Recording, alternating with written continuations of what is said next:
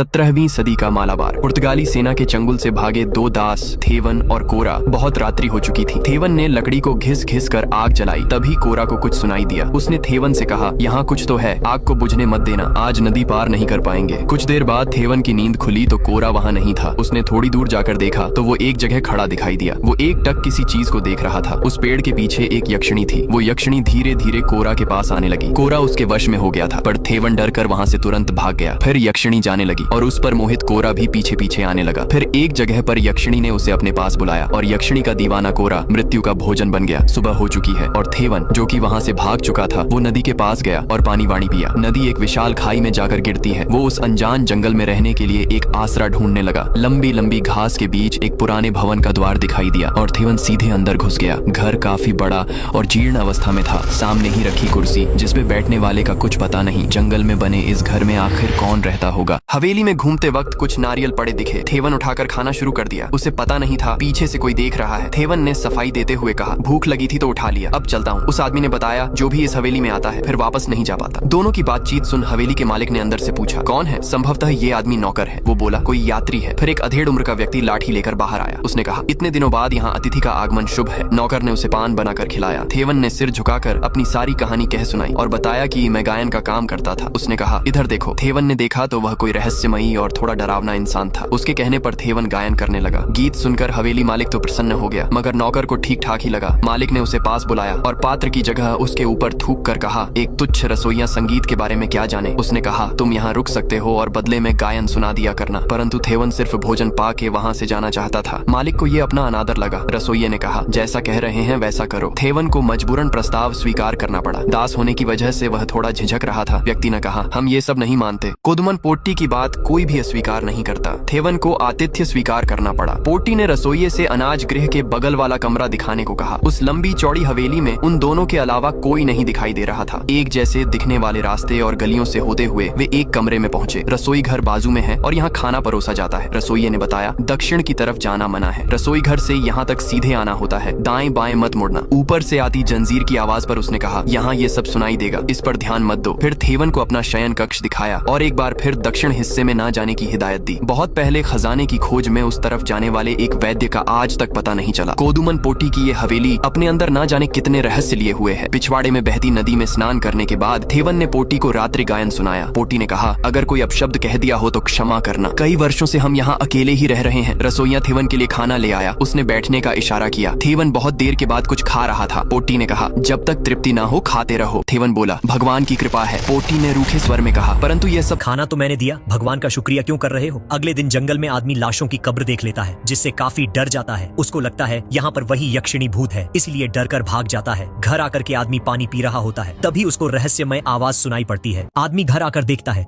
इस घर में कुछ तो गड़बड़ है। फिर वह रहस्यमयी कमरे की तरफ जाने लगता है। रहस्यमयी कमरे में एक अदृश्य शक्ति उसका पीछा कर रही होती है, जिससे घबराकर वह गिर जाता है। अदृश्य शक्ति उसकी तरफ लगातार बढ़ रही थी, जिसे डर कर वह यहाँ से भाग जाता है। अगले दिन आदमी उठता है। वह सुनता है कि घर में कोई अजीब सी आवाज आ रही है। बाहर जाकर जब वो देखता है तो हवेली का मालिक लूडो जैसा गेम खेल रहा होता है। मालिक पूछता है कि तुम इसे खेलना जानते हो? आदमी कहता है, हाँ, मैंने पहले इस खेल को खेला है। मालिक इसको गेम खेलने का ऑफर देता है और कहता है, बैठ जाओ, आओ खेलते हैं। गेम शुरू होने से पहले बताता है कि गेम खेलने के लिए तुम्हें इस पर कुछ लगाना होगा, जैसे धन, कीमती चीज या कोई वस्तु। आदमी कहता है, इन सब में मेरे पास तो कुछ भी नहीं है। फिर मालिक कहता है, तुम इस पर अपना समय लगा सकते हो। अगर तुम हारे तो जिंदगी भर यहाँ से नहीं जा सकते, और अगर तुम जीते तो यहाँ से जा सकते हो। जिससे आदमी डर के मना कर देता है। फिर मालिक उससे पासे मांगता है और चालाकी से पासे खेल पर गिराकर पहले चाल करवा देता है और कहता है, खेल का नियम है, शुरुआत हो गई तो खेलना ही पड़ता है। आदमी इसमें फंस जाता है। आदमी हवेली मालिक के जाल में फंस जाता है और डरते हुए लूडो जैसा गेम खेलने लगता है। धीरे धीरे गेम आगे बढ़ रहा था। आदमी मालिक से अच्छा खेल रहा था, लेकिन तभी मालिक बाजी मार लेता है और आदमी की सबसे मुख्य गोटी को काट देता है और फिर कहता है कि अगर 12 नंबर आ गया तो तुम इस गेम में हार जाओगे। जब मालिक चाल चलता है तो केवल 7 नंबर आते हैं, लेकिन अपने काले जादू से मालिक 1 नंबर वाले पासे को पलटकर 6 नंबर में बदल देता है और जोर जोर से हंसने लगता है। यह देखकर आदमी वहाँ से उठकर रसोई घर में चला जाता है और उस रसोइया के सामने मालिक की तारीफ करने लगता है। लगता है, जिसे सुनकर रसोइया कहता है, जैसा तुम उसको समझते हो वह वैसा नहीं है, वो बहुत कपटी और झल्लाद किस्म का आदमी है। आदमी रसोइया से ऐसा कहने के लिए मना करता है। फिर दिखाया जाता है यह आदमी मालिक के पास बैठकर खाना खा रहा होता है। तभी मालिक उससे पूछता है कि तुम्हें रसोइया से कोई दिक्कत तो नहीं है, और उसने मेरे बारे में तुमसे कुछ बुरा तो नहीं कहा? नहीं, मुझे कोई दिक्कत नहीं, और उसने कुछ नहीं कहा। तभी वहाँ रसोइया कमरे में आ जाता है। मालिक उसे कुछ कहता है। रसोइया बदले में मालिक की बेइज्जती आदमी के सामने कर देता है, जिससे हवेली मालिक नाराज हो जाता है।